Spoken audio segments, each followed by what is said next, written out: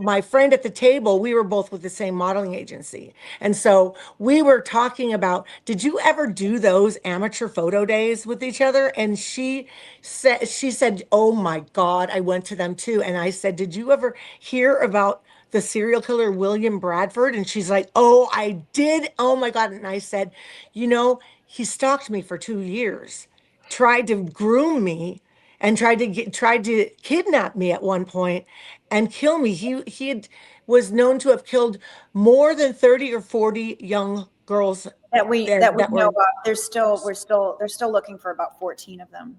Mhm. Right. And Ashley, when you came, so you heard this. I heard this. I was sitting across the table. I heard it, and I asked a couple more questions because I was in LA at the time, a few years after that, but I would come and go in the 80s. And I distinctly remember a couple of things. I remember seeing the ads in 17 magazine and in newspapers for these photo calls. And I was already acting in